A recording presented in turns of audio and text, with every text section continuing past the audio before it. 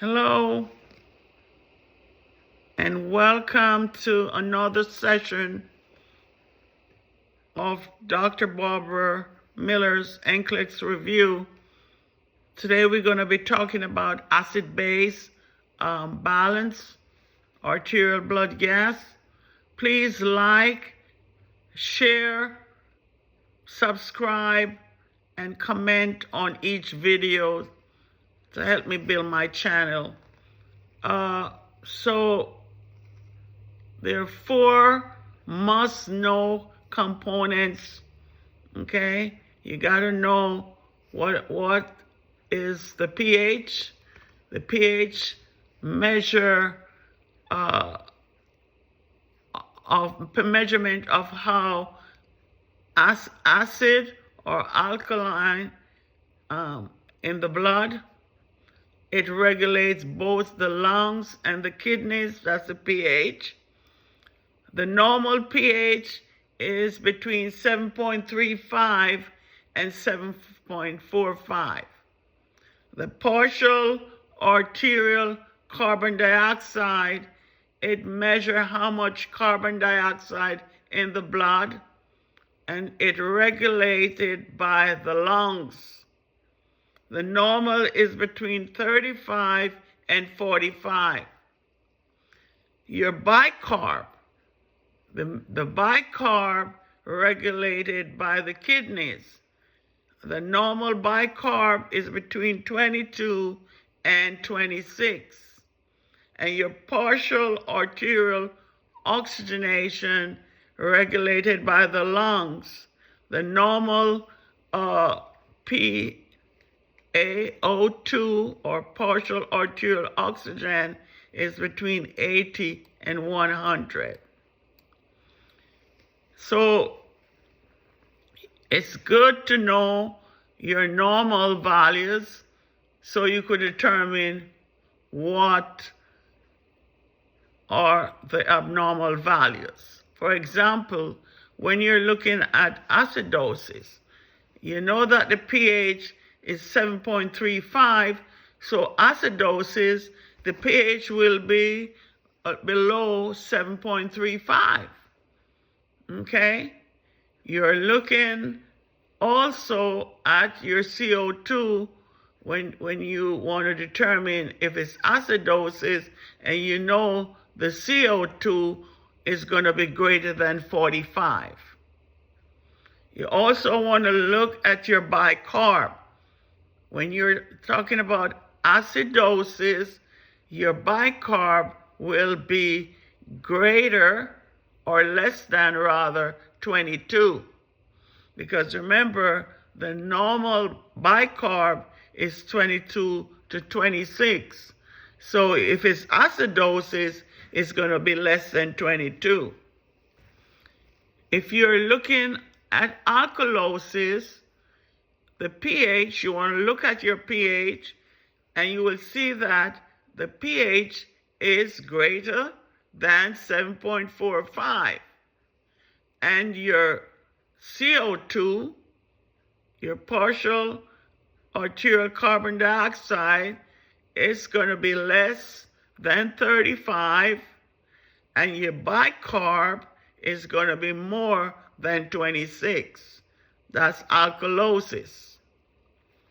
If you're looking, say, for example, say respiratory, okay?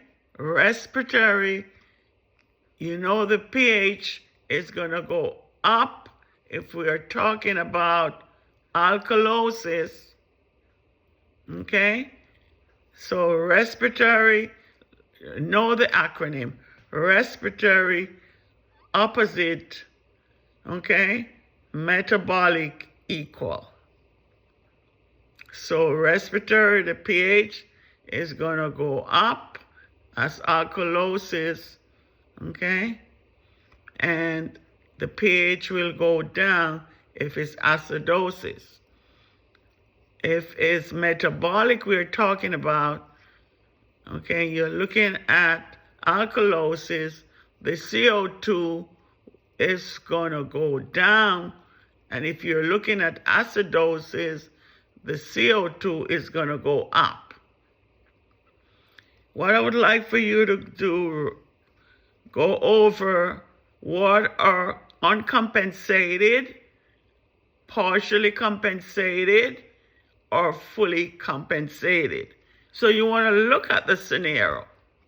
If the pH is out of range and your CO2 or your bicarb is in range, that is uncompensated. Let me repeat. If the pH is out of range and the CO2 or the bicarb is in range, is uncompensated. The next, if their CO2 and your bicarb both out of range and the pH is out of range, is partially compensated. Let me repeat. If the CO2 and the bicarb are both out of range and the pH is out of range, that is partially compensated. Another, if the pH is in range, pH is in range, meaning that it's between 7.35 and 7.45, it is fully compensated. Remember, how do the organ compensate? For the kidneys, if the kidneys having issues, how do they compensate? The kidneys would excrete excessive acid and base for the bicarb, or retain hydrogen and bicarb. For the lungs, hyperventilation, the CO2 is going to decrease, which equal alkalosis, and they will have hypoventilation. And for acidosis, the CO2 will increase. Remember, the lungs, they compensate faster than the kidneys. The kidneys takes hours to days.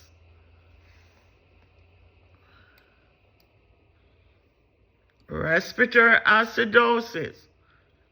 Who gets respiratory acidosis? Patient who has opioid and sedative, patient who has edema, fluid in the lungs, patient who has pneumonia because of excess mucus in the lungs, patient who has an emboli. So these are the causes of respiratory acidosis. Patient with COPD, chronic obstructive pulmonary disease, which include emphysema, asthma, chronic bronchitis. Those are the patient who are more likely to have respiratory acidosis. So what are the signs and symptoms of respiratory acidosis? The blood pressures will drop. The respiration will also drop. They will have an increase in the heart rate. They'll become restless. They become confused, headache, sleepy, and they will go into coma. How do you treat respiratory acidosis? You want to administer oxygen. You want to place the patient in a semi-Fowler's position. You want to turn the patient, instruct the patient to deep breathe and cough. Okay, if it's pneumonia, you want to increase fluid to thin the secretions and administer antibiotics. You want to monitor their potassium levels. Remember, the normal potassium is 3.5 to 5.0 milliosmolar. You also want to check the CO2. If it's greater than 50, then they may need to be intubated, endotracheal tube. Let's look at respiratory alkalosis. And what are the causes of respiratory alkalosis? Because they're losing CO2, they get tachypnea, increased temperature, aspirin toxicity, hyperventilation. Those are the causes of respiratory alkalosis. So what are some signs and symptoms or clinical manifestations? The respiratory rate is going to increase above 20. Increase in heart rate. Patient will be confused and tired. Patient will have tetany. There will be EKG changes, and they will also have the Chevostek signs, okay? Twitching of the facial muscles when tapping the facial nerve. Facial nerve is cranial nerve number 7. What are the interventions for respiratory alkalosis? You want to provide emotional support. This is very frightening for the patient. You want to fix the breathing problem. You want to encourage good breathing patterns. You want to re-breathe into a paper bag or instruct the patient to rebreathe in a brown or in a paper bag in a hole. You want to give anti-anxiety medications or a sedative to decrease breathing rate. And also you want to monitor the patient potassium and calcium levels. Let's talk about metabolic acidosis versus metabolic alkalosis. In metabolic acidosis, the kidneys, too much hydrogen, too little bicarb, and the lung compensate. The lungs will blow off CO2. So in metabolic acidosis, the pH is going to be less than 7.35, and the bicarb will less than 22. So what are some causes of metabolic acidosis? Diabetic ketoacidosis, not enough insulin, increased fat metabolism, excess ketones, acute chronic kidney injury, malnutrition, and severe diarrhea. So what are the signs and symptoms of metabolic acidosis? Kussmaul respiration. What is that? Deep, rapid breathing, greater than 20 breaths per minute. Patient will have hyperkalemia. Remember, when the potassium is too high, it can also be detrimental to the cardiovascular. Patient will have a normal T wave. Patient will also have muscle twitching, weaknesses, arrhythmias, drop in blood pressures, and confusion.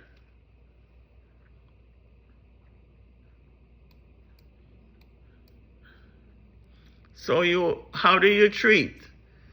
You want to monitor their intake and output. You want to administer IV solution to increase bases and acids.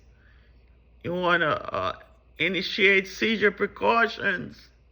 You want to monitor their potassium levels. If it's patient in diabetic ketoacidosis, you want to give insulin.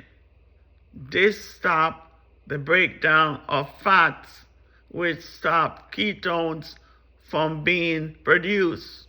Remember, regular insulin via IV. And you want to monitor for hypovolemia due to polyuria. So that is metabolic acidosis. Then you have your metabolic alkalosis, kidney problem, too much bicarb, too little hydrogen. The lung compensate. What does the lung do? The lung will retain CO2. So metabolic alkalosis, the pH is going to be greater than 7.45, and the bicarb is going to be greater than 26. So what are the causes of metabolic alkalosis? Too many acids, too much sodium bicarb, that's base, diuretics, excessive vomiting. With excess vomiting, patient will have a loss of hydrochloric acid and hyperaldosteronism. Those are the causes of metabolic alkalosis. And what are the signs and symptoms? Hypoventilation. The breaths will be less than 12 breaths per minute, low potassium, dysrhythmias, muscle cramps, weaknesses, vomiting, tetany, tremors, EKG changes. Remember, low potassium or hypokalemia, you will have a prominent U wave. And there should be no U wave on the EKG unless it's artifacts. And how do you treat metabolic alkalosis? You want to monitor their potassium, calcium levels. You want to administer IV fluids to help the kidneys get rid of the bicarb. You want to replace their potassium, and you want to give antiemetics for vomiting, such as Zofran or Fernigan. And you want to watch for signs of respiratory distress. So please go over your acid base. Know that they will do the Allen's test at the ulnar to determine the strength of the artery. Thank you for listening. Please like, share, subscribe to the channel. Hope this will help you to gain more knowledge with your acid-base questions. Thank you so much.